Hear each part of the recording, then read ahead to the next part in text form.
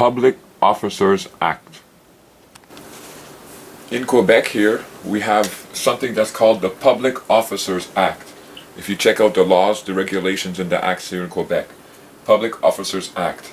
And this is where you start talking about the commercial security and the security for the performances of the duties of the public officers, of the public agents.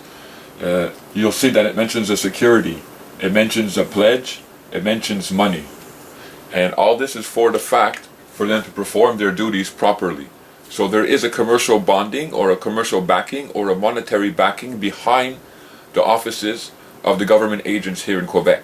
So if they break their ethical duties, then they are supposed to be liable according to this act.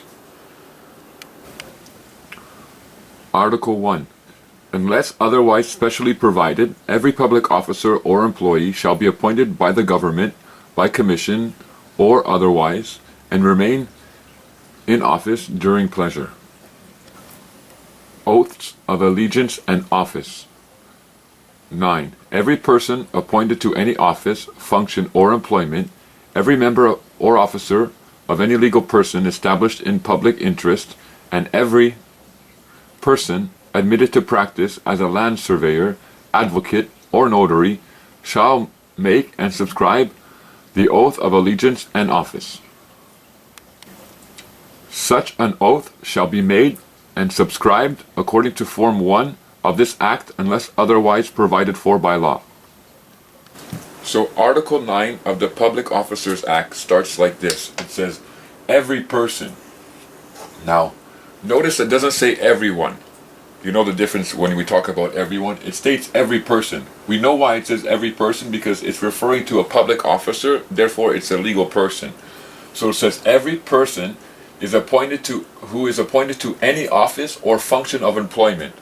So they're saying any office or function of employment of the government. But then it also says this: every person who is a member or an officer of a legal person that is established in public interest. Now you see that it says who is a member or officer of a legal person that's established in public interest. So every public officer and every officer or member of a legal person, they must declare an oath. And that oath is set out in Form 1 of this Act. And this is the oath that they must take and declare. This is the oath of allegiance of office that a public servant, a public officer has to take. As you see, Form 1, it says oath of allegiance and office.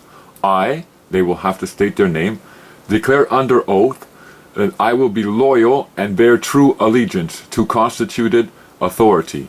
So they have to bear allegiance first and foremost to constituted authority. And then it says, and that I will fulfill the duties of my office or of my function or of my employment, as the case may be, of blah blah blah, honestly and justly. So that's their oath of office that they must take. So in Form 1, it states that their true allegiance is to constituted authority. Now they're saying that their true allegiance is to the authority of the Constitution, what has granted their powers, their ability, or to constituted authority. And it says that this government public officer will fulfill the duties of the office honestly and justly. So nowhere in their oath of office is it mentioned that they will perform the best of their abilities for their people, that they will help the people. So we see this again in the federal oath of office, how they're taking an oath of office for Her Majesty to pledge true allegiance to Her Majesty, and now here they're pledging true allegiance to constituted authority. So as we see again, it's not about the people, even though some of us may think this is about the people. It's about the monarchy. It's about doing and fulfilling the will of the monarchy and not the will of the people. Article 10. The above mentioned Form 1 shall be that of the oath of allegiance and office to be made and subscribed by every person who either of his own accord or in compliance with lawful requirements or in obedience to the directions of any statute desires or is required to make and subscribe such an oath. security to be given by public officers and employees. The Minister of Finance may require any public officer or employee or any class of public officers or employees or any other person appointed to any office or place of trust in which he receives or pays out public monies to give security. Now, concerning this security, this pledge, this guarantee to perform properly in their office, it says the Minister of Finance may require. Now notice that word may.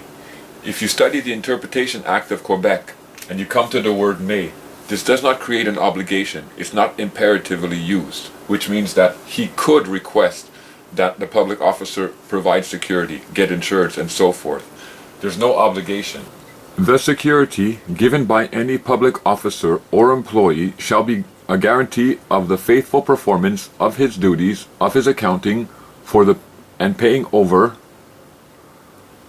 all public or other monies entrusted to him or under his control, to the persons authorized or entitled to receive the same, of his faithful performance of the obligations imposed upon him, and of the payment of damages for any injury occasioned to the province or to any person through his negligence, misconduct, malversation. Such security shall be in the form of a pledge of money or bonds, an insurance policy, or, at the option of the government, a hypothec, a mortgage. Article 16 states that the Minister of Finance shall, now notice the word shall, according to the Interpretation Act of Quebec, whenever you find the word shall in a regulation, this does create an imperative. This does create an obligation. So, the Minister of Finance shall determine the amount of security and the time to be given, if not already determined by law. So, he's under obligation, the Minister of Finance, to determine the amount of security that should provide a guarantee for the public officer. Article 20 states that this security, this pledge, to guarantee that the public officers perform the obligations properly, the security shall be in the form of a pledge of money or bonds, insurance policy, or a hypothec, a mortgage. So you see, their duties of office is indeed backed up by a pledge of money, whether through their personally or the finance minister. Article 22. Any person may examine the document constituting the security in the Ministère des Finances. Article 22 of the Public Officer Act says any person, now notice that, any person may examine the document constituting the security. So anyone who wants to see the documentation for these public officers, their security, what they're backed by, they have the right to petition to see it. Article 31. Every public officer or employee failing to give, continue, or renew any security when he is obliged to do so shall ipso facto forfeit his office or employment, but such forfeiture shall not void any act done by him while he held his office. Article 33. In any action brought for the recovery of any sum due in virtue of any security, in consequence of any breach thereof, the certificate of the Minister of Finance shall be proof of such breach, and of such amount being due.